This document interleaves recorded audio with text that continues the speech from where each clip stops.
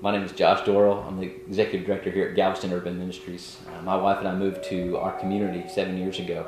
We love the community we're in, raising our 4 kids in this community. We love building the relationships, we love the diversity, the challenges, and the joy all at the same time. So here at Galveston Urban Ministries, we've said that our true mission statement is to develop holistic relationships to transform our community. So whether we're sitting with someone from the projects, we're sitting with one of our neighbors, or we're sitting with city council, it's all the same for us. Without community partners, we won't be successful. So we've partnered with churches, local businesses, other nonprofits, social services, other ministries that are similar to ours, and we take what they do and do well, and then we do what we do well together. That way we actually bring to the table some really incredible partnerships that actually are transforming our community. So in 2010, my wife and I parachuted into Galveston. It was after Hurricane Ike had just kind of destroyed Galveston. We wanted to be a part of the rebuild. We wanted to invest our time, energy, and resources in being a part of that. So as we wanted to be problem solvers, we knew we needed to listen to the community. We knew that our community needed to be a part of the solution. It couldn't be something that we did to them or for them. It was something we could do with them. I took a job at a rec center in our community.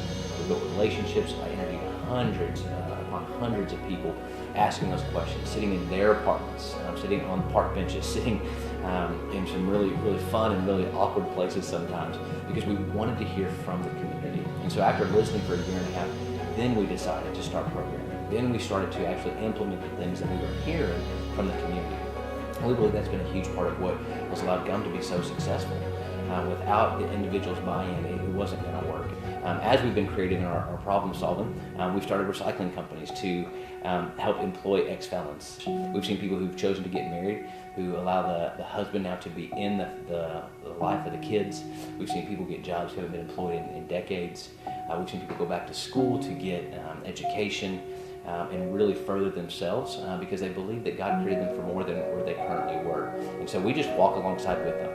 Like I said, there's no one prescribed way, but we love what we do, and we love that we get to invest in other individuals as they invest in us as we build this community together. So there's this picture that's been in my family's house for probably my entire life. It's a picture from Mother Teresa's House for the Dying, and it says, "Only all for Jesus." I can't think of a better way to give my whole life.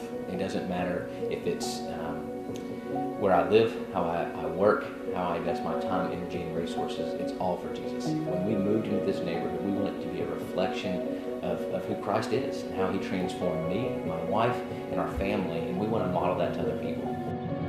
So we were coached long before we ever started this organization that if we weren't really committed at least 15 years, we shouldn't even start. My wife has spent time processing it. We're 7 years in, which means we're halfway to the beginning point. We've got a lot of work to do.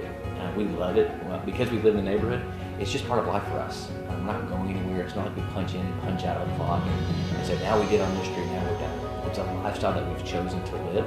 And because we're missionaries to the community that we love, we get to enjoy it. We get to sit back a little bit. We get to work really hard. We get to spend a lot of time with our community just listening and knowing what's going on together.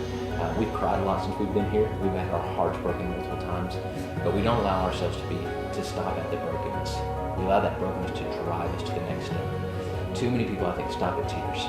We've got to move forward. We've got to move beyond that and say, you know what, let that drive me into the things that God's pushed in our hearts, and that's what we want to be about.